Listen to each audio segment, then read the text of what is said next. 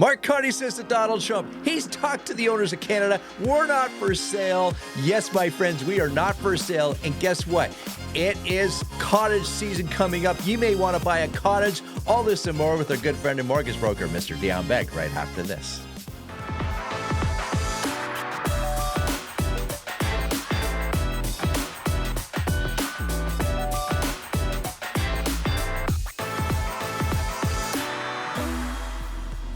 Here we are, my friends, with our favorite mortgage broker in all of the land, Mr. Dion Beg. How you doing, my man? I'm good, Gary. How's things? Things are excellent here. I say that with a little chuckle because over the last week or so, you know what's happened in Canada. We all know what's happened in Canada. Yeah, so we've had an election and a trip to the White House. A trip to the White House, all wrapped up in a nice little package, one might say. And whether you voted blue, red, or anything else, Canada has its official elected leader right now, right? Let's focus on moving forward together as a country. Forget whether it's right or wrong. It doesn't matter. It's moving forward with a positive outlook, right? Yeah, I think, there's a period where certain people from certain beliefs or party backgrounds will feel a certain thing, and that's totally fine. But yeah, once we're beyond that, it's like, okay, well, we've got 4 years ahead of us now, so let us just figure out how this person can do the best. And ultimately, we all need to become cheerleaders for whoever is our leader. And of course, course correct and voice our opinion if we think whatever they're doing is incorrect. But where we are, and the next 4 years is likely going to be with this leader. Yeah, exactly.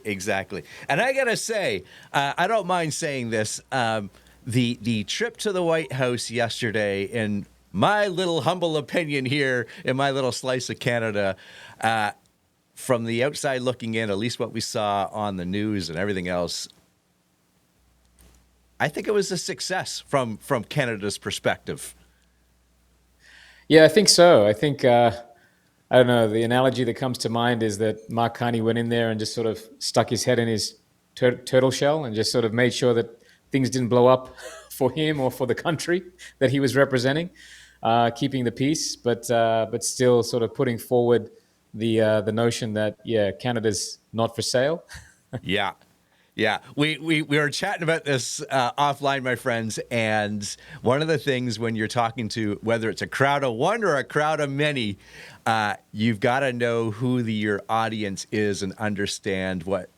I don't know if you can understand what makes Trump ticks, but you have to understand where he's coming from and how to speak to him and use the language that perhaps he may listen to. And the fact that Carney found that common ground of real estate, I think he hit the nail on the head. And my favorite line in the whole thing, or the little soundbite, was this is Mark Carney speaking. I'm paraphrasing somewhat here, obviously.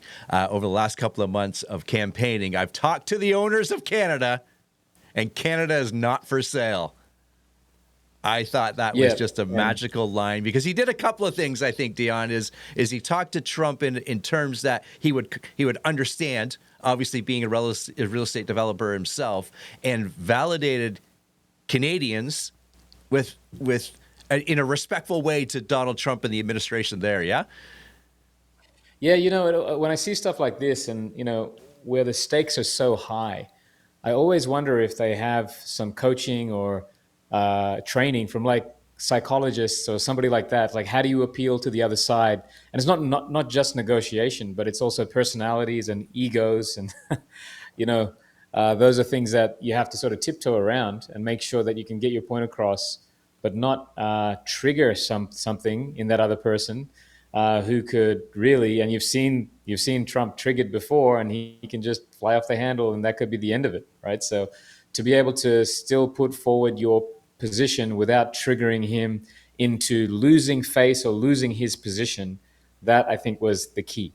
Yeah, definitely. I saw some little news clips or newsreels from coming out of the States, and the anchors or the hosts or the analysts, what have you, they're saying this might be one of the best ways to handle that that interview style with Donald Trump is to sit back, say your couple of things, and sit back and listen. And there's a lot of news outlets out of the entire world that are giving Mark Carney props, his flowers, as the kids say, for how he handled himself and represented Canada. So it's kind of cool when you hear things I like that. agree. I'll just point out, I think there was one missed opportunity there, going back to the whole real estate analogy that was put forward by Carney, which is, Canada's not for sale, but we have an opportunity for some very good joint venture partnership, There right? you have it. Which is, we often use in real estate, which is, one person owns the thing, but somebody else brings something to the party, which results in the best overall outcome for both parties, right? So actually, I remember one of the best images of this I saw in a cartoon format years ago, which was one guy had a piece of bread and one guy had peanut butter, and that's they were both okay with what they had, but together they could make that peanut butter sandwich, and everybody wins in that regard. So yeah, that was a missed opportunity where we could have put forward the whole joint venture, which we actually have in the form of, like, the simplest example is the vehicle manufacturing industry, where those parts cross the border so many times, as we've learned, as we all the Canadians have learned in the last 6 months. We become experts on how all this vehicle stuff is put together. But yeah, that's a great example of joint ventures, and I think yeah, that's how it's always really been between Canada and the US. It really is, and I'm a little.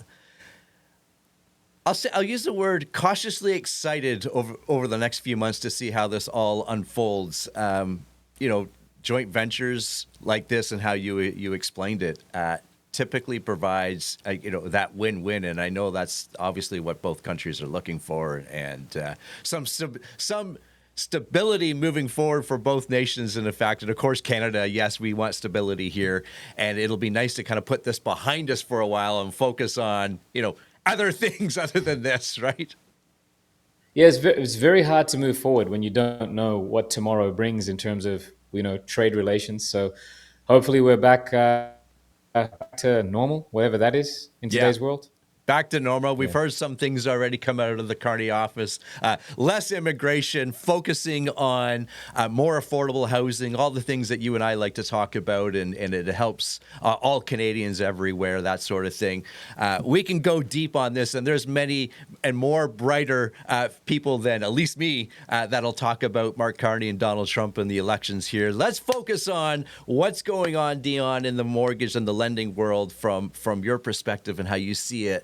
And one of the things that, especially as we're coming out of spring and into summer shortly here, people are starting to get excited to be outside and drive up north, to drive up the 400 and everywhere else to their cottages or their summer home. And for those that are thinking about buying one, sometimes it's not as easy as going shopping and buying a cottage, is it? It takes a little bit more planning to do from the lending side.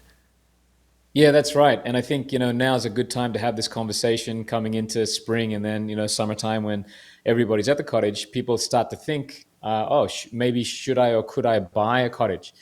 And so this has been a topic of conversation just this week. And I always love to share stories from the last week. So I'll tell you a story of a client who has been working with us for a while. And they reached out and they said, Dion, I'd like to sort of explore, what it could be in regards to, for me and my family buying a cottage. So yeah, it's a little bit different. I'll start from just the overall qualifying perspective. Okay, so let's say that you already have your own house and you have a mortgage on that house. Obviously, that mortgage payment, you had to prove you could service based on your personal debt load and income and credit score. Okay. When we go to buy another property, in this case, a cottage vacation property, for the most part, it's going to be under what we call a second home program, where you effectively have to qualify for not just your mortgage, but also this cottage mortgage. So you're effectively trying to prove to the lender that you can carry two mortgages. Now, maybe like my client, you've got a very small mortgage of 100 grand on your property. He's trying to take on a mortgage for 600, and the household income can support that. Total debt of 100 plus 600 is 700. Their household could manage that. Household income of close to 200 they had. But if you already had a 500K mortgage and you need a 600K property, this particular client, they wouldn't qualify because their income wouldn't be able to support both of those particular mortgages with the debt loads they had on their vehicles and other things. So the question there is, can you effectively support two mortgages? And some people can and some people can't. Yeah, yeah, that's good insight. Now let's kind of get into some of the specifics because, as you know, as many do, we're scrolling MLS and or Realtor.ca, your favorite app, and you're looking at the listings and the kind of the big thing is there's almost like two price categories in a sense. One, you'll see 4-season cottages and 3-season cottages, and there's typically a price difference in that. You might get excited about the 3-season because you're thinking, I don't want to go there in the winter anyways. However, tell us and educate us because that might have an effect on the type of financing that's available to you, right?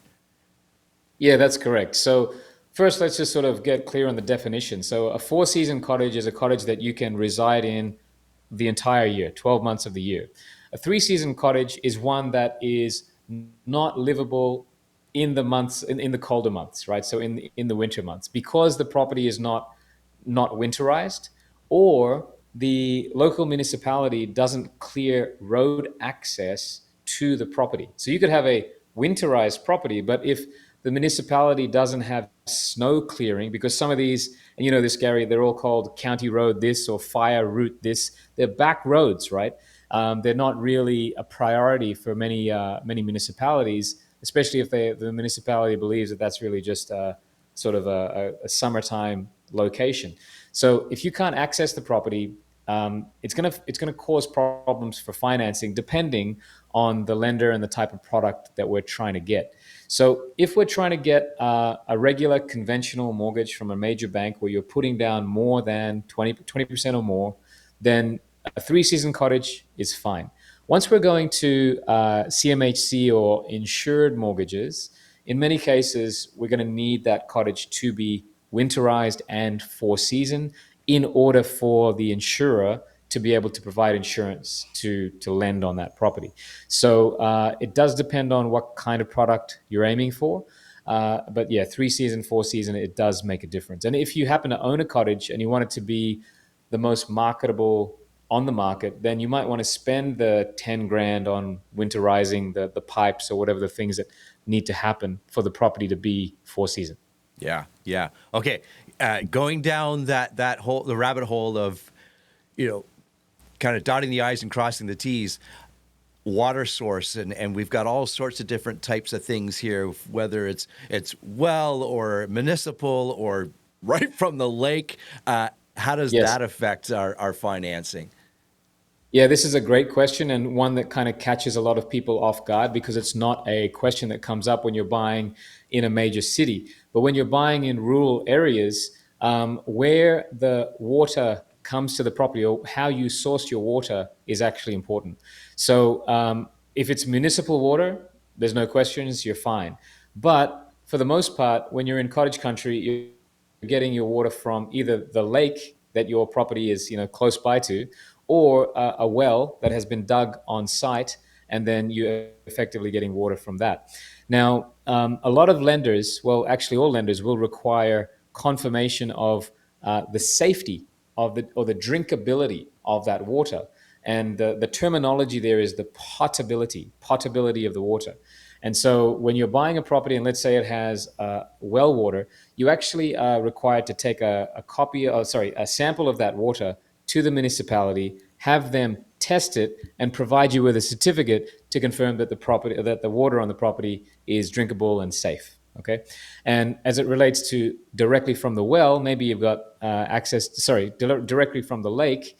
Again, they need to do that testing. But what I've also noticed, Gary, recently is that most lenders require the fitting of a UV filter, which means that the water, before the water hits the tap in your faucet, it's already filtered through UV filter, which makes it drinkable. So sometimes a lender will ask for proof of the existence of the fitting of a UV filter to lake water sourced properties.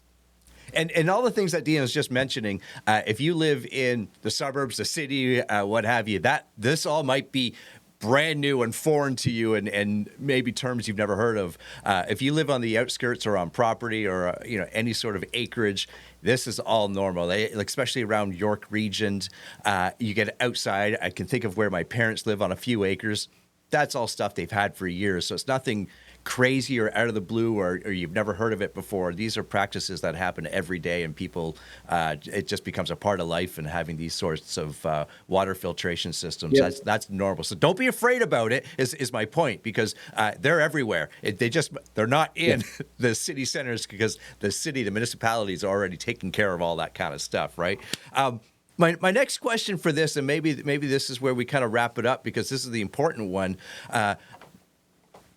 I want to go buy that property, that cottage property, that summer home. I understand that there's pieces to it, like your water and the installation, or the seasonality of the property, where it is, and that sort of thing. My question, Dion, is there less mortgage products? Is it harder to qualify? Is there a different qualification process for these types of properties? Talk to us about that.